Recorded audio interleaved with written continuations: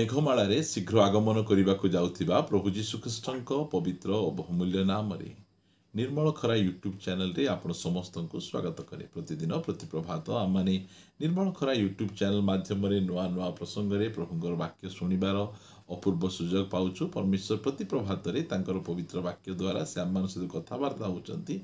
से स्वर्गर परमेश्वर को हृदय सहित धन्यवाद दिए। ता सहित आपण समस्त को मत हृदय सहित धन्यवाद दिए, कारण आपण मैंने नियमित यह चैनल द्वारा प्रसारित होता कार्यक्रम गुड़िक को देखुंत। केवल देखुंत ताहा नुहे, लाइक शेयर कमेंट्स गुड़िक द्वारा आपण मैंने आम को अत्यधिक परिमाण उत्साहित करुँच। प्रभु आप समस्त को प्रचुर भाव आशीर्वाद करंतु। आसंतु आज प्रसंग निकट को जीवा। मु भूल करबा पई चाहू नहीं, हेले भी भूल करी बसुची। भूल करबा पई चाहू नहीं, हेले भी भूल करी बसुची। ये प्रसंग उपरे आमे अल्प समय धरी आमे कथबार्ता हेमा। मते कौन सी प्रकार भाव रे मोबाइल रे लागी रहिबा पई इच्छा नहीं, रील्स देखिबा पई इच्छा नहीं, हेले मध्य घंटा घंटा समय धरी मोबाइल से लागी रहुछि। मु कौन सी प्रकार भाव रे बेसी कथा हेबा पई चाहू नहीं, हेले मध्य बहुत कथा ही जाउछि।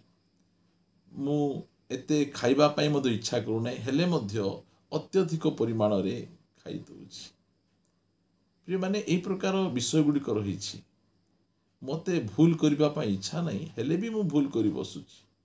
आपण माने मध्य से प्रकार समस्या मध्य दी जाउथिबे। आपण जानि छंती जे एटा भूल अटे, हेले मध्य आपण भूल करूछंती। काहे कि से प्रकार हेउछि आ कि प्रकार भाव रे आमे सिचुर मुक्त ही परिबा, से विषय रे आमे अल्प समय धरी आमे कथबार्ता हेबा पाई जिबा, जहाँकि आम समस्त निमंते बहुत बहुत आशीर्वाद विषय हेबो। पद पढ़िबा। प्रभु जीशु ख्रीष्ट कहले जहन 8 अध्याय यार 32 पदरे, पुणी तुम्हें माने सत्य ज्ञात हेबो आउ सही सत्य तुम्ह मान को मुक्त करिबो। प्रिय माने लोक माने बंधन रे अछंती। घंटा घंटा धरी टीवी देखिबा, घंटा घंटा धरी रील्स देखिबा, घंटा घंटा धरी चैटिंग करिबा, गप करिबा, ए सब गुड़िक बंधन गुड़िक रही। जानी शुणी करूनाहांती, मात्र करिबा पई इच्छा नहीं। ता जानिचंती भूल, हेले मध्य से करि बसुचंती। जानिचंती गर्लफ्रेंड बॉयफ्रेंड तैयारी करिबाटा भूल, विवाह पूर्व शारीरिक संपर्क करिबाटा भूल, हेले मध्य से माने करूछंती। कारण बाइबल आम कहे पुणी तुम्हें माने सत्य ज्ञात हेबो आ सही सत्य तुम मान को मुक्त करिबो। प्रिय माने सत्य रे ए प्रकार शक्ति रही जोटा कि आमको मुक्त करिबो। मु मो विषय मु कहबा पई चाहे, मु मनुष्य मान सहित लड़िबा पई इच्छा करू नथिली, हेले मध्य मु लड़ुथिली। मु जानी नथिली जे मनुष्य माने मोर शत्रु नुहंती। ए सत्यता जो प्रकाशित हैला जे मनुष्य माने मोर शत्रु नुहंती आउ सेमानक सहित मते लड़िबार नहीं। जितेबेले एही सत्यता मो निकट प्रकाशित हैला, सेतेबेले मु कौनसी मनुष्य सहित एबे लड़ू नहीं। सेमाने जेते मो विरुद्ध रे कथा कहंतु, कौनसी प्रकार भाव रे समालोचना करंतु, पिठी पछरे कहंतु, मुह आगरे कहंतु, मु सेमान सहित लड़ू नहीं। काहे कि सत्यता मु जानिली जे एही जो व्यक्ति मो विरुद्ध रे कहू अछंती, से मो विरुद्ध रे कहू नाहंती। से भितरे काम करुवा से दुष्ट आत्मा, मंद आत्मा, शैतान से मो सहित कथबार्ता होउछि। आउ मु सही शैतान सहित मु युद्ध करिबा पई चाहे। कारण एफिसियो 6 अध्याय 12 पद लिखा जाए जे तुम्भ मानकर युद्ध रक्त मांस विरुद्ध रे नुहे, कौनसी मनुष्य विरुद्ध रे नुहे। आम मानकर युद्ध शैतान विरुद्ध रे, तार राज्य विरुद्ध रे, दुष्ट आत्मा मान विरुद्ध रे आम मानकर युद्ध अटे। आज जेतेबेले आपण माने एही प्रकार विषय गुड़िक करूछंती, पाप करूछंती, जहा करिबा कथा नुहे ताहा करूछंती, काहे कि एबे जाए आपण सत्यता को जानि नाहंती। जेतेबेले सत्यता को आमे जानिबा, सही सत्यता आम मानकू एही सब विषय गुड़िकर मुक्त करि परिबो। सत्यता रे एही प्रकार शक्ति रहिछि जे आमको से मुक्त करि परिबो। जेतेबेले आमे पढुछु एब्री पुस्तक यार 11 अध्याय रे ମଶାଙ୍କ ବିଷୟରେ ଲେଖାଯାଇଛି। ମଶାଙ୍କ ବିଷୟରେ କ'ଣ ଲେଖାଯାଇଛି? 11 ଅଧ୍ୟାୟରେ ଏ ପ୍ରକାର ଲେଖାଯାଏ ଯେ ମଶା ବିଶ୍ୱାସରେ ବୟସ ପ୍ରାପ୍ତ ହେଲେ। ବୟସ ପ୍ରାପ୍ତ ହେଲା ପରେ ସେ ଫାରୋଙ୍କର କନ୍ୟାଙ୍କର ପୁତ୍ର ବୋଲି ଖ୍ୟାତ ହେବାକୁ ନାସ୍ତି କଲେ। ଏହାପରେ ଲେଖାଯାଏ ପାପର କ୍ଷଣିକ ସୁଖଭୋଗ ଅପେକ୍ଷା ଈଶ୍ୱରଙ୍କ ଲୋକମାନଙ୍କ ସହିତ ବରଂ ଦୁଃଖ ଭୋଗ କରିବାକୁ ସେ ପସନ୍ଦ କଲେ। ମଶା କାହିଁକି ପାପ କଲେ ନାହିଁ?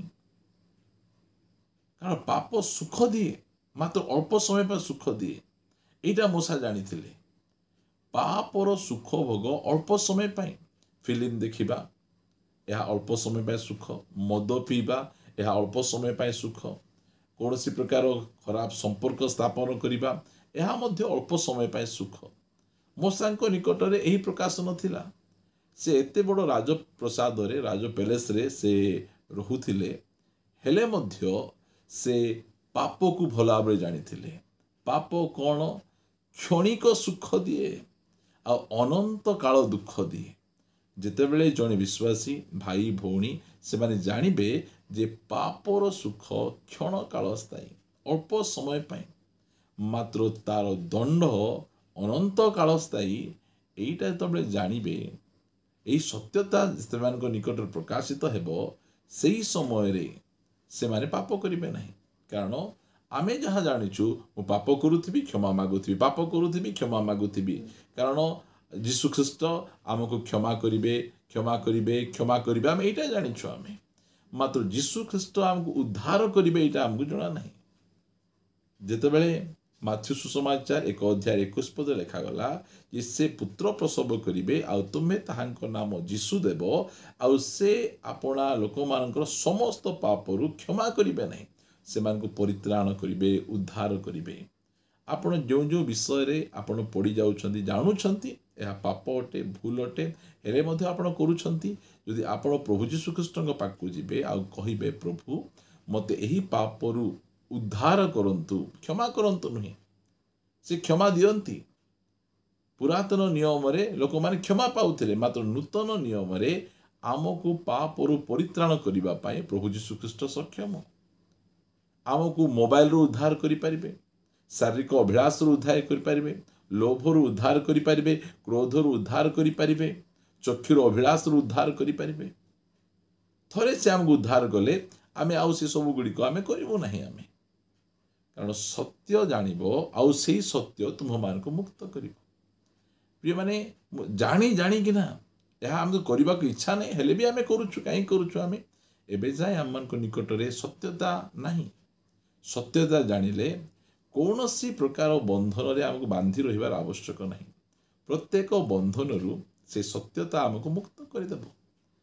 ଆଜି ମଧ୍ୟ ଆପଣ ପ୍ରଭୁଙ୍କ ନିକଟକୁ ଯାଆନ୍ତୁ, ପ୍ରଭୁ ମୋତେ କ୍ଷମା ଦରକାର ନାହିଁ, ମୋତେ ଉଦ୍ଧାର ଦରକାର, ମୋତେ ପରିତ୍ରାଣ ଦରକାର।